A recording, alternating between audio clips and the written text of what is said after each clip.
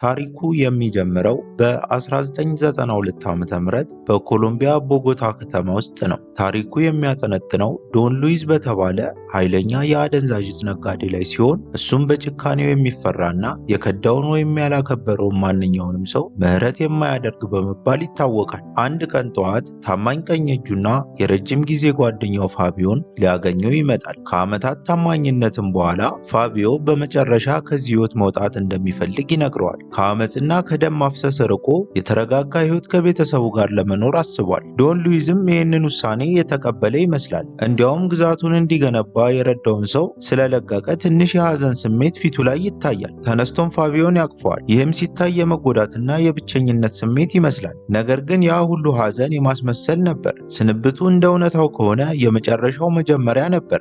ከዛም ፋቢዮ እንደሄደ ዶን ሉዊስ በጸጥታ ከራሱ ሰዎች አንዱ የሆነውን ማርኮን በመጥራት በዚያው ቀን እንዲገድለው ያዘዋል። የሆነ ችግር እንዳለ የተሰማውን ፋቢዮ ወደ ሚስቱና ወደ ትንሿ ልጁ በፍጥነት ይሄዳል። ጊዜም ስላልነበረው ተስፋ በመቁረጥ ውስጥ ሆኖ ጊዜው ከማለፉ በፊት ከቤተሰቡ ጋር ለማምለጥ ይዘጋጃል። ከመሄዳቸውም በፊት ለልጁ ካታሊያ አንዲት ትንሽዬ ሚሞሪ ወረቀት ላይ ከተጻፈ አድራሻ ጋር ይሰጣታል። ምንም ነገር ቢፈጠር ይህ ቦታ የእሷን ደህንነት እንደሚጠብቅላትም ይነግራታል።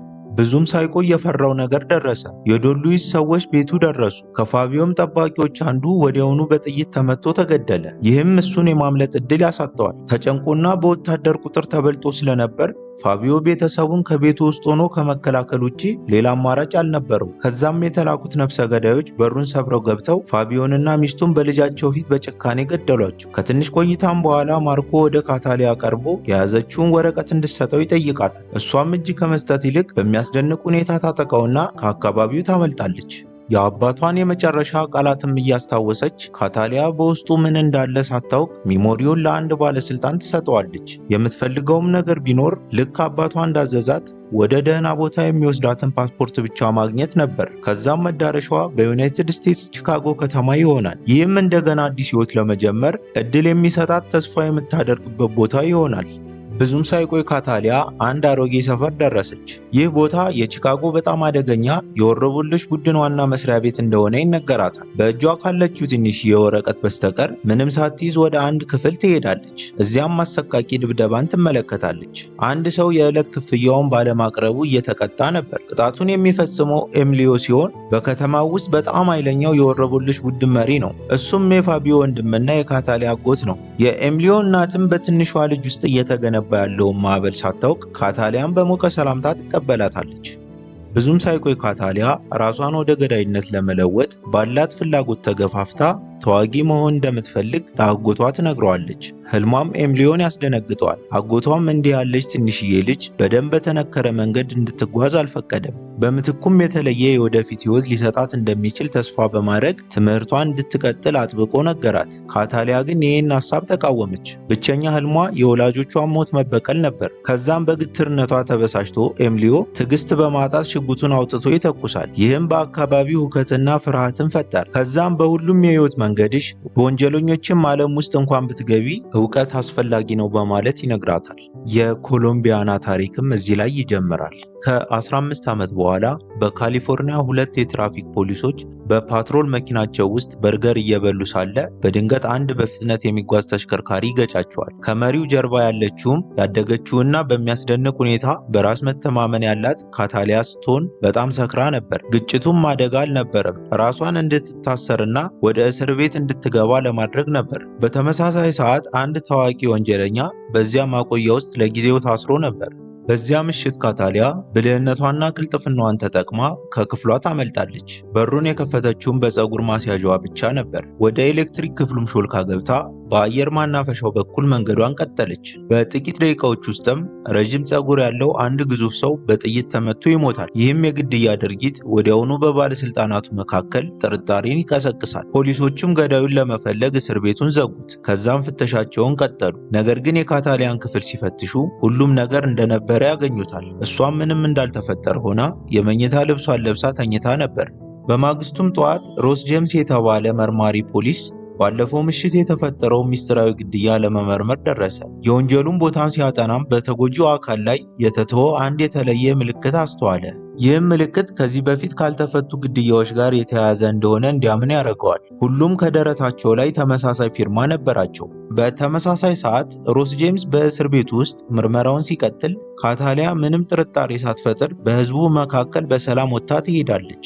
በሚፈልጓት ሰዎችም ሳትታወቅ ከተማው ውስጥ በነፃነት ትንቀሳቀሳለች። ከዚያች ቅጽበት በኋላ በአጠቃላይ 22 ግድያዎች በተመሳሳይ ሁኔታ ተፈጽመዋል። ሮስ ገዳዩ ሆን ብሎ ለአንድ የተወሰኑ ቡድኖች የታሰበ መልእክት እየላከ እንደሆነ ተረዳ። በሌላ በኩል ሪቻርድ የተባለ የሲአይኤ መርማሪ አሁን ወደ ሌላ የዩናይትድ ስቴትስ ክፍል የተዘዋወሩትን የሉዊስንና የወሮበሎቹን መኖሪያ ይጎበኛል። ሪቻርድ ሉዊስን የጋዜጣ ጽሑፍ አሳይቶ ሚስጥራዊውን ገዳይ ለመከታተል እንዲረዳው ይጠይቀዋል። ሉዊስ ግን ከመተባበር ይልቅ ንዴቱን ወደ እሱ በማዞር እየተፈጠረ ላለው ሁሉ ሁከት እውነተኛ መንስኤው እሱ እንደሆነ ይነግረዋል። ይህ በእንዲህ እንዳለ ሮስ ገዳዩን ለማግኘት በጥልቅ መቆፈሩን ቀጠለ። እያንዳንዱ ሟቾችም የሚፈለጉ ወንጀለኞች መሆናቸውን አወቀ። በመጨረሻም አንድ አስደንጋጭ መረጃ አገኘ። አንዱ ግድያ በተፈጸመበት ሰዓት ገዳዩ በእስር ቤት ክፍል ውስጥ እንደነበር አወቀ። ምሽትም ላይ አንድ ወጣት ወደ አፓርታማው ይሄዳል። በቤቱም ውስጥ ካታሊያ እየጠበቀችው ነበር። ስሙ ዳኒ ሲሆን በቅርቡ ከእሷ ጋር የተቀራረበ ሰዓሊ ነው። በዚያ ምሽት ሁለቱም ወደ እነሱ እየመጣ ያለውን ችግር ሳያውቁ አብረው ጊዜ አሳልፏል። በማግስቱ ጠዋት ካታሊያ አጎቷን ለማግኘት ወደ አንድ ትንሽ የልብስ ማጠቢያ ሱቅ ትሄዳለች። እዚያም ኤምሊዮ ዊሊያም ውድጋርድ የተባለ ኃይለኛ የወንጀል አለቃ ፎቶ አሳይቷት ቀጣይ ኢላማዋ እንደሆነ ይነግራታል። ኤምሊዮም እነዚህን ግድያዎች እንድትፈጽም በድብቅ ካታሊያ እንደሚረዳት እናውቃለን። ነገር ግን ኤምሊዮን ሰዎችን የምትገድልበት መንገድ አላስደሰተውም። ኤምሊዮን እሱንና ቤተሰቡን አደጋ ላይ ስለሚጥል በሰዎቹ ላይ ፊርማዋን ማስቀመጧ እንድታቆም ይነግራታል። ካታሊያ ግን ለመስማት ፈቃደኛ አልነበረች። ብቸኛ ትኩረቷ ዶን ሉዊዝን ማደንና የወላጆቿን ሞት መበቀል ነበር። ከዛም ገንዘብና ፓስፖርትን ጨምሮ የሚያስፈልጓትን ከሰበሰበች በኋላ ካታሊያ ወደ ሜክሲኮ ትጓዛለች። ቀጣይ ኢላማዋም በሰሜን አሜሪካ ካሉ ጥንታዊ ከተሞች በአንዱ ተደብቋል። በታጠቁ ወታደሮች በከፍተኛ ሁኔታ የሚጠበቀው መኖሪያ ቤት ውስጥ ማንም የደስታ ምሽቱን እንዳያቋርጠው ጥበቃውን አጠናክሯል። ነገር ግን ይህ ሁሉ ጥበቃ ካታሊያን ወደ ቤቱ ከመግባት አላስቆማት። ለብዙ ዓመታት የሰለጠነችውን የስለላ ችሎታዋን ተጠቅማ ካታሊያ በሻርክ ማጠራቀሚያ ውስጥ በመዋኘት ወደ ህንፃው ገባች። ብዙም ሳይቆይ በውስጥ የነበሩትን ጠባቂዎች ካጋደመቻቸው በኋላ ዊሊያም ውድጋርድ ወደተኛበት መኝታ ክፍል ደረሰች። ውድጋርድም ከእንቅልፉ ሲነቃ በሆዱ ላይ የተቀረጸ ምልክት ሲያይ ይደነግጣል። ጠባቂዎቹም ቀድሞውኑ እንደተገደሉ ሲገነዘብ በፍርሃት ይደነዝዛል። ሁለት ሽጉጦችንም በመያዝ በፍርሃት ወደፊት እየሄደ ሰርጎ ገቡን ይፈልጋል። ወደ አኳሪየሙም ሲቀርብ ካታሊያ ከኋላው ብቅ ብላ እግሩን ተኩሳ ትመታዋለች። ከትንሽ ቆይታም በኋላ ሻርኮቹ ደሙን በማሽተት መስታወቱን ሰብረው ይበሉታል። ተልዕኳን ከጨረሰች በኋላም ካታሊያ ወደ ዳኒ አፓርትመንት ትመለሳለች። በዚህ ጊዜ ዳኒ ማንነቷን ለማወቅ ጓጉቷል። በዚያ ምሽትም የመጨረሻ ድፍረቱን ሰብስቦ ጥያቄዎችን ይጠይቃታል። ወደ ህይወቱ ገብታ የምትወጣውን ሴትም ለመረዳት ተስፋ ያደርጋል። ካታሊያ ግን ማንነቷን ትደብቃለች። ለእሷ ዳኒ ከጊዜያዊ መዝናኛ የዘለለ ምንም ትርጉም አልነበረውም። ምንም አይነት ስሜታዊ ግንኙነት ሳትጀምር ለመዝናናት የምትጠቀምበት ሰው ብቻ ነበር። በዚያ ምሽትም አብረው ሲያሳልፉ በጣም ደክሟት ስለነበር ካታሊያ በማግስቱ ጠዋት ዘግይታ ትነቃለች። በአንድ ቤተ መጻሕፍት ውስጥም እየጠበቃት ከነበረው አጎቷ ኤምሊዮ ጋር መገናኘት ነበረባት። በመጨረሻም ስትደርስ ኤምሊዮ ተናዶ ነበር። ንዴቱ ግን ስለዘገየች ሳይሆን በሜክሲኮ ስላደረገችው ነገር ነበር። ድርጊቶቿ በጣም ጨካኝ ነበሩ። እዚያ ያሉትን ሁሉ ጠባቂዎች ገላለች። ከሞቱትም ሰዎች አንዱ የኤምሊዮ ዘመድ ነበር። በተመሳሳይ ሰዓት ዳኒ የቅርብ ጓደኛውን ራያን ያገኘዋል። ወደ ህይወቱም ስለመጣችው ሚስጥራዊ ሴት በደስታ ይነግረዋል። አካላዊ ነገር ስትፈልግ ብቻ ብቅ ብላ እንደገና እንደምትጠፋ ይነግረዋል። መልስ ለማግኘትም ፈልጎ ዳኒ ጓደኛውን ማንነቷን ለማወቅ ሊረዳው እንደሚችል ተስፋ በማድረግ ባለፈው ምሽት ያነሳትን የካታሊያን ፎቶ ለራያ ያሳየዋል። ዳኒ ያልተገነዘበው ነገር ቢኖር ራያ በድብቅ ፎቶዋን ለፖሊስ ለሚሰራው አማቹ መላኩን ነበር። እንዲረዳውን በማሰብ ያደረገው ነገር በፍጥነት ህይወቱን እንደሚያመሰቃቅልበት አልተረዳም ነበር። በዚያች አንድ ምስል ፖሊስ ሮስ በመጨረሻ ካታሊያን ለይቶ ማወቅና አሁን ያለችበትን ቦታ ማወቅ ቻለ። በኋላም ካታሊያ ድምፁን ለመስማት ለዳኒ ስትደውል ሁሉም ነገር በድንገት ግልጽ ይሆናል። ዳኒ ከጥቂት ምሽቶች በፊት ፎቶ እንዳነሳት ይነግራታል። በዚያች ቅጽበት ካታሊያ ጥሪያቸው እንደተጠለፈ ታውቃለች። ከዛም ፖሊሶቹ ከአፓርታማው ውጪ እንደደረሱም ታውቃለች። እንደተደረሰባትና እንደተከበበች በመረዳት ካታሊያ በፍጥነት ለማምለጥ ታስባለች። ትኩረት ለመበታተንም ሻወሩን ትከፍተዋለች። ከዚያም ስናይፐር ጠበንጃዋን ወደ አስቀመጠችበት የታችኛው ክፍል ትሮጣለች። ከዛም ሮዝ የፖሊስ ቡድኑን ወደ አፓርታማው እንዲገቡ ሲያዝ ካታሊያ የማምለጫ መንገድ ለመፍጠር ሌላ ግድግዳ ታፈነዳለች። ከዛም ከፖሊሶቹ ማምለጥ ቻለች። ካመለጠችም በኋላ ካታሊያ በቀጥታ ወደ አጎቷ ቤት ትሄዳለች። እንደደረሰች ግን የሚያስደነግጥ ነገር ትመለከታለች። በቤቱ ውስጥ የነበሩት ሁሉ በጭካኔ ተገድለዋል። ክፉኛ አዝና ማን ይህን እንዳደረገው ወዲያውኑ ታውቃለች። ዶን ሉዊዝ እና ማርኮ እሷን ለመፈለግ መጥተው ነበር። ሊያገኟትም ስላልቻሉ በቀላቸውን በኤምሊዮ ቤተሰብ ላይ ፈጽመው ይሄዳሉ።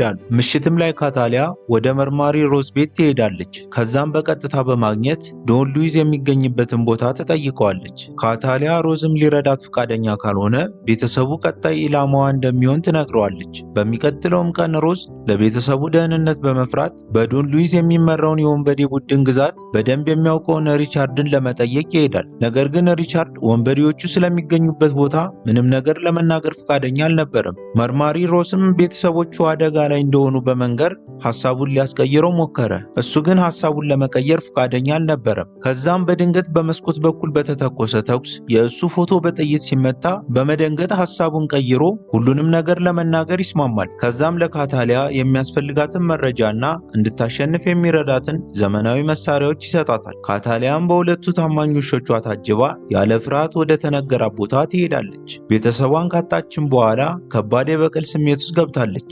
ካታሊያም እየቀረበች መሆኗን ሲገነዘቡ በወንበዴዎቹ አባላት መካከል ፍርሃት ይነግሳል። ከዛም ከባድ ፍንዳታ ይፈጠራል። አንዳንዶቹ ለማምለጥ ይሞክራሉ። ነገር ግን ከዚህ ቦታ ማምለጥ ከባድ ነበር። መኪናቸውንም አስነስተው ለመሄድ ሲሞክሩ ካታሊያ ተኩስ ትከፍትባቸዋለች።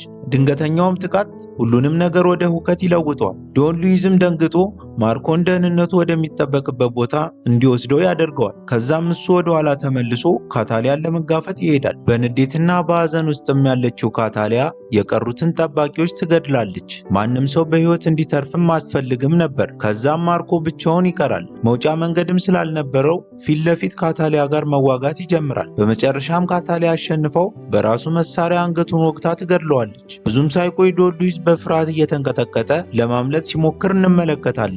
ከዛም መንገዱ በድንገት በቆሻሻ መሰብሰቢያ መኪና ይዘጋል። በዚያች ቅጽበት ስልኩ ይጮሃል። የደወለችውም ካታሊያ ነበረች። አንዳንድ ሰዎች ለመሞት እንዳልተፈጠሩ ነገር ግን ለመግደል እንደተፈጠሩ ትነግረዋለች። ከትንሽ ቆይታም በኋላ ሁለቱ ውሾቿ መኪና ውስጥ እንዳለ በጣጥሰው በጭካኔ ይመገቡታል። ከዚያም በኋላ ዳኒ ከሁሉም የግድያ ጥርጣሬዎች ነፃ ወጥቶ ከግድያዎቹ ጋር ምንም ግንኙነት ሳይኖረው በነፃ ይለቀቃል። ካታሊያ ግን ከሕግ ሸሽታ ትጠፋለች። ያለፈውን ጊዜና ለዘላለም የሚከተሏትን ጠባሳዎች ትታ ከአካባቢዋ ትርቃለች።